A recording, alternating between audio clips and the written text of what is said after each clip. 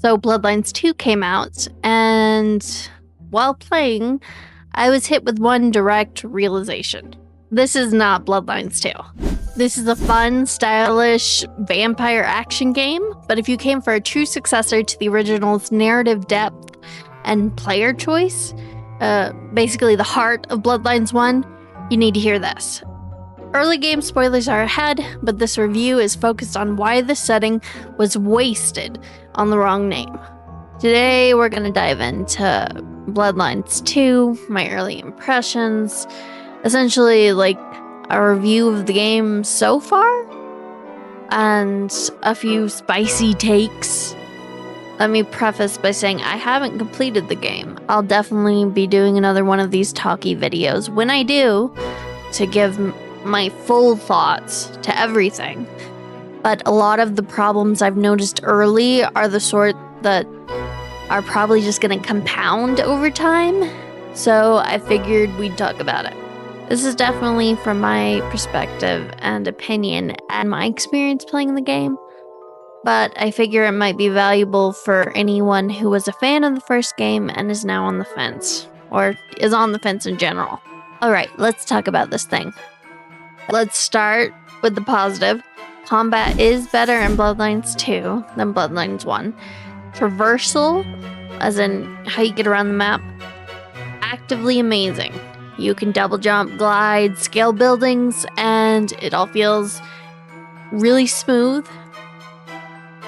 It's one of those rare games where movement itself is fun, and the city has enough verticality that it actually matters. Kind of similar to Dishonored. But here's where the but comes in. The combat, while mechanically solid, still feels kind of tacked on. In the first Bloodlines, every enemy felt like a step forward, like beating them meant something to the narrative.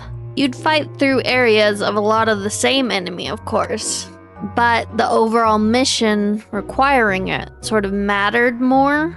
Here, enemies usually feel like filler between story beats. A lot of that is because there's so little variety, so far at least, in enemy types. But the bigger issue is just tone. It very much feels like it's been put there specifically to check a box, rather than because it makes sense in the story. A lot of that disconnects, things I don't like about the combat, comes from the fact that Bloodlines 2 isn't really the same type of game.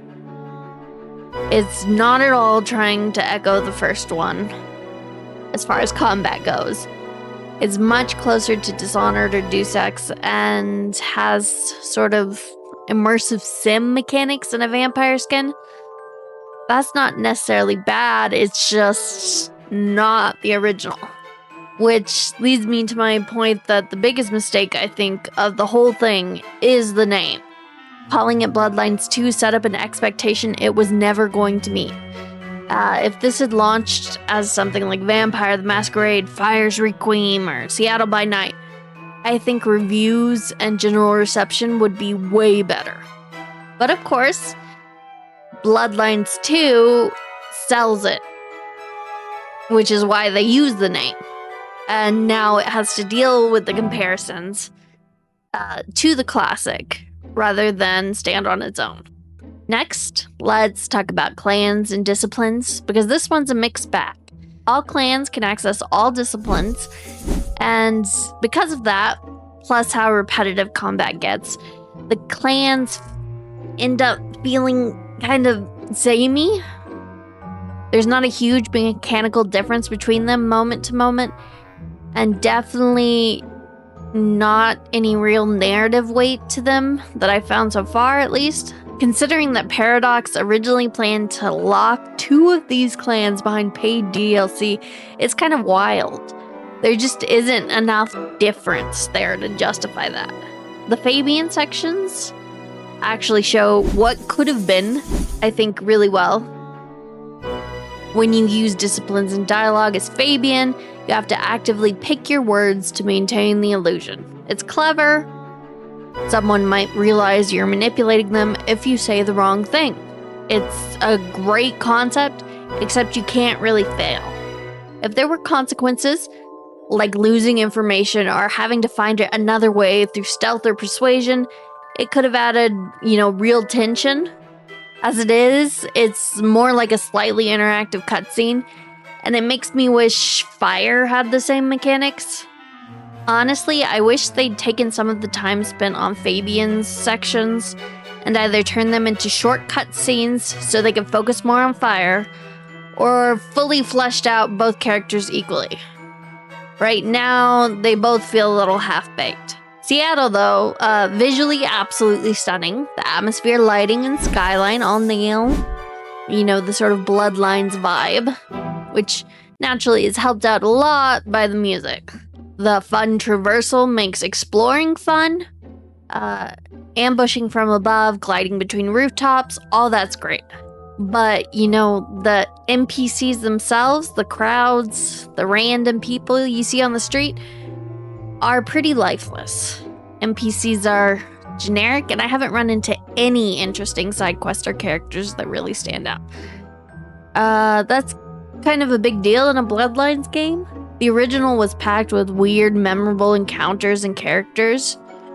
You could turn a corner and meet a ghoul or a thin blood or a random person from your past, or any number of encounters like that, where despite the fact that, say, the homeless people and the hookers were relatively interchangeable and boring, there was still some unique things you could find amongst them.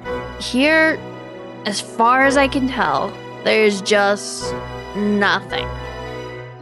Even ignoring the first game and what it did well, it is very sparse for any sort of modern game, and definitely for anything marketing itself as an RPG. I'm convinced that this should have been called VTMB the Nomad or anything else other than Bloodlines 2.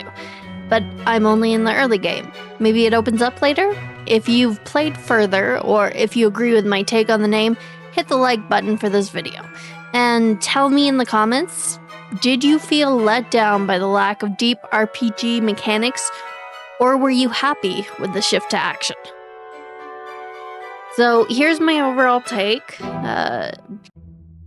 I know I've sounded pretty negative in this, but I don't think Bloodlines 2 is a bad game. It's just horribly misbranded. It's a solid immersive sim with vampires, but definitely not the Bloodlines sequel people expected. And that 2 in the title probably did more harm than good. If Paradox wanted an easier introduction to RPGs and pretty much a guaranteed win, I think they should have gone the Oblivion remaster route. Remake the first Bloodlines with updated mechanics, assets, and combat. Keep the story intact. That would have given them guaranteed success and bought time for the Chinese room to get comfortable making their first RPG and, built a foundation and library of assets they could reuse for a real sequel later. We've seen how well that strategy works now with remakes like Oblivion and Resident Evil 4. Its development with training wheels, and I mean that as a compliment. So yeah, Bloodlines 2 is beautiful, traversal's a blast, combat's solid but a little shallow, and the narrative weight that made the first one feel so special just isn't there, or at least I haven't found it yet. I'll keep playing and maybe it'll surprise me later, but as of right now, I'd say it's a fun vampire game, but not Bloodlines. To sum up, you're not buying a true RPG sequel, you're buying a $70 action mystery game with a phenomenal coat of Vampire the Masquerade paint. I don't, under any circumstances, recommend buying this at full price if you value the depth and consequences of the original. If you're into the more actiony games, though, this is an interesting setting to play one in. If this review saved you money, or if you want to see if and how my opinion changes, subscribe to the channel and ring that bell. I will be doing a full final review once I finish the entire story. Also, I want to know, have you played it? Is Bloodlines 2 the right name, or is it a phenomenal action game let down by that title? Let me know your own spoiler-filled thoughts in the comments.